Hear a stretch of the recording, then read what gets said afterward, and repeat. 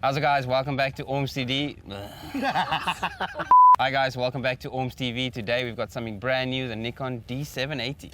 Yeah, and we're going to put it through its paces, do a little review on it. We're going to shoot some macro, shoot some wide-angle stuff, shoot a bit of portrait, pretty much everything that you would do with a camera like this. The usual. Absolutely. So first we're going to run you through all the specs, so let's get to that. Oh, birdies. Okay, so diving into the specs, we see that the Nikon D780 has an all-new 24.5 megapixel sensor, and Nikon have also upped the autofocus capabilities, and you now have 51 points of autofocus when you're shooting through the viewfinder, and 273 points when you're shooting with the mirror locked up in live view mode, and those are then phase detect points. Then jumping to video, you've got 4K 30 frames per second. If you need some slow-mo, you can go full HD to 120 frames per second.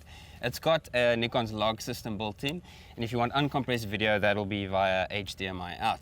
Something that I'm quite excited about, battery life, huge improvement. About 2,200 they rated at. And then chromatic aberration. So frames per second, you've got 7 mechanical, and mirror lockup, you've got 12. Then it's got the usual stuff. It's got mic in, headphone out, 2 SD card slots, the usual weather seals everywhere. Absolutely. So, seeing that we've covered most of the boring things, let's go shoot and test this bad boy. Yeah, let's see what it can do.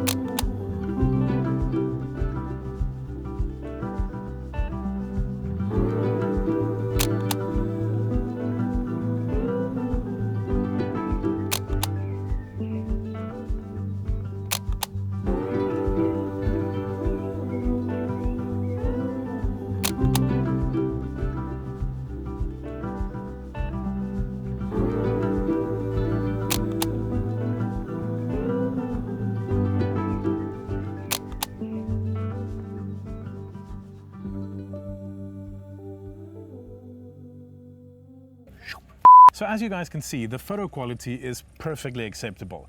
The new 24 megapixel sensor isn't really an improvement on what we had in the D750, but at the same time, that's not really a bad thing. The picture quality is good, just as it was on the 750. It's good old-fashioned Nikon full-frame image quality. The maximum shutter speed is increased to 1/8000 though, which is nice. Great for if you're shooting at low f-stop lenses. Absolutely, and I really appreciated that out on this bright, sunny day here in Cape Town. Yeah, the video side of things? So in terms of video, yeah, it's got 4K and 30 frames and full HD at 120. So it's the kind of the norm in the industry these days.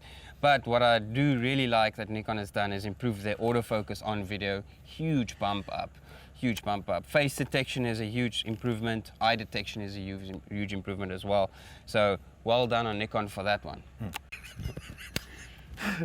So touching on some negative points, what did you not really like when you first picked up the camera? Well, the first thing that hit me was, though the autofocus system is vastly improved from what we had on the 750, when you're shooting through the viewfinder, all the autofocus points are kind of clumped in the middle of the frame. And it gives me some flashbacks to the Nikon D610. Exactly, and it's sort of a problem that we've seen in DSLRs over the last couple of years, where we've become used to having autofocus points all over the sensor thanks to sweet mirrorless technology.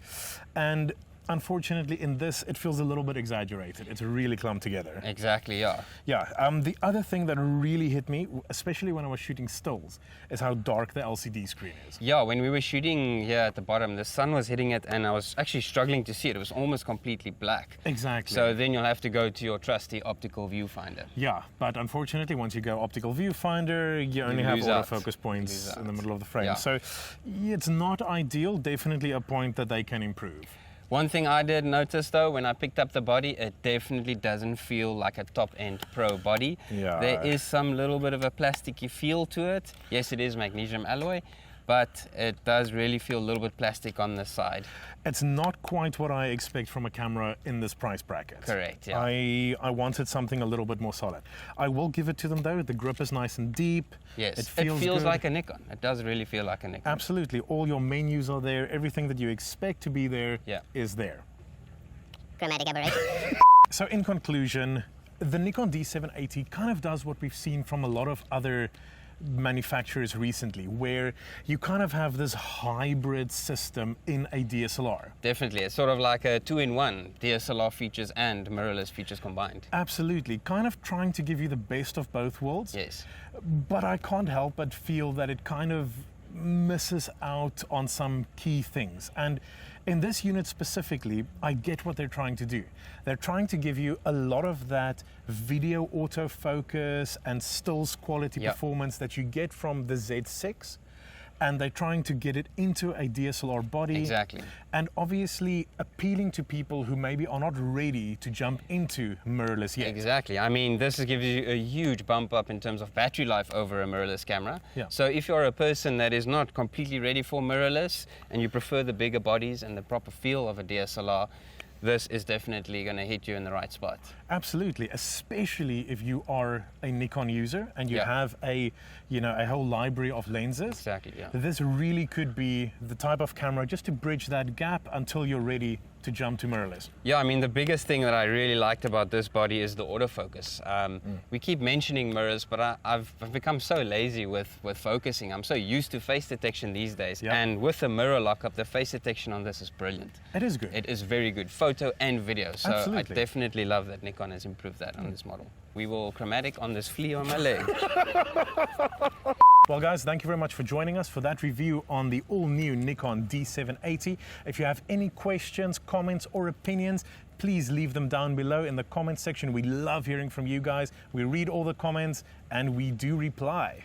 Also, we've got a brand new review coming out on the brand new Peak Design travel tripod. Quite a hot item, making some big waves in the industry. Consider subscribing and you'll get all the reviews coming on that soon. Yeah, and that's it from us, guys. That's it. We'll catch you next time. Cheers.